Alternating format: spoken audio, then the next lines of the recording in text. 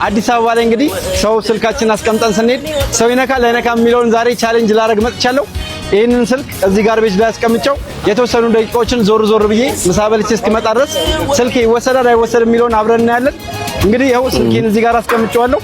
ውሻችንን ደግሞ እዚህ ጋር እናስረዋለን።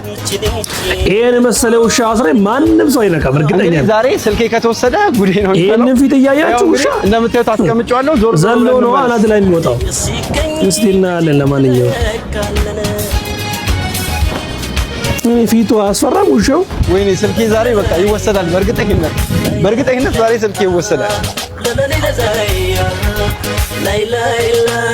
በቃ ውሻውም ስልኩም ነው የሚወሰደው። ጌታ ውሻውም ስልኩም አላገኘውም በእርግጠኝነት። ኧረ ማንም አይነካም። ይሄን ውሻ እያየ ማን ነው ደፍሮ ወደዛ የሚጠጋው? ምን ነው በቀረብኝ ያልኩት ጋይስ። ኧረ እርግጠኛ ነኝ ማንም አይደፍርም። እኔ አለካም። ለምሳሌ ይሄ ቦሌ ወደ ውስጥ ገብቶ ነው። አሬ ጋይስ በቃ ስልኬን ተበልቻለሁ። ያሳ ነው እንዴ? እሺ እንዳይጠፋ ነው ያው ስጋት። እሺ እናያለን።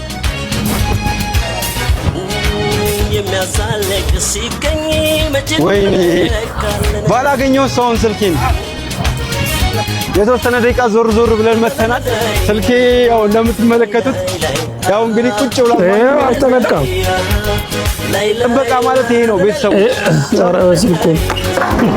ስልኬን እንግዲህ ማንም አልነካም። በታዲያ ይሄን እያየ ማን እንደፍራስ ጀመረ እንደዚህ ነገር ሃይ ማለት አልደነው እንኳን